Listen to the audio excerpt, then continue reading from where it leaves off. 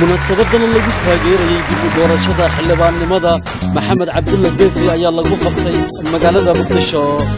waxna munaasabada ka qayb galay salaadiin aqoonyahan gudoomiyaha degmada Hiilawa wax garad dhalinyaro haween iyo marti sharaf kale intii ay socotay xafladda lagu taageerayay Maxamed Cabdulla Geesi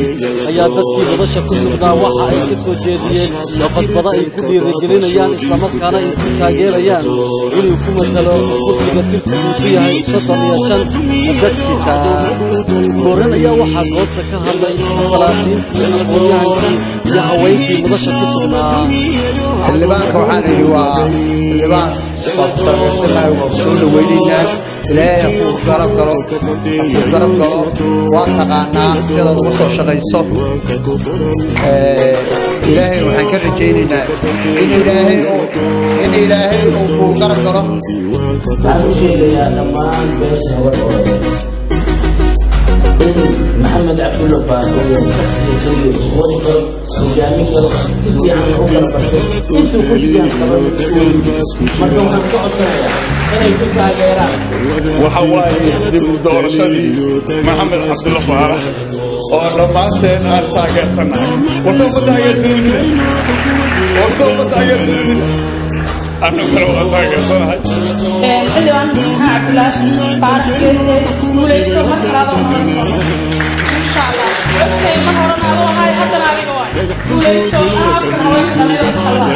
طبعا كرسيga qoob 35 qaban ordeen askale kama xaraan qof soo doonta laakiin fagaaro u imaana qaban ordeen kursiga qofka idin qaadi kara u dhiiba laakiin Maxamed Cabdulla Faarax ayaa fartan kugu taagaya sidoo kale waxaa munaasabada hadal ka jeediyay ugaas Saciid ugaas Maxamed iyo gudoomiyaha degmada Hiilawa Mira Salaad Kixlo oo si wada jira u taageeray xildhibaan Maxamed Cabdulla Geesi inuu mar labaad dib ugu soo laabto kursiga tirsigiisu yahay 35 xildhibaan Maxamed Cabdulla Faarax waxa laga sheegay wax ka weyn qabtay waa nin waayaraga waa nin xaq diineed ku culus waa nin adduunka iyo siyaasadda iyo xariga waxa la meesha ka xiraya ninkii uga fura waa waayarag waxaan rabaa waa xildhibaan Soomaaliyeed anigu ka siyaasad ahaan waxaan rabaa inaan caddeeyo muuqaalkayga inaan ku garab taaganahay adeerkay saaxiibkay xildhibaankayga soo socda inaan garab taaganahay qofka siyaasiga waxaa lagu bixiyo wacdiyahay aniga halkaas ku wacdiyahay adinkana runtii waa nasiibadii wacdiga jinayaasha kursiga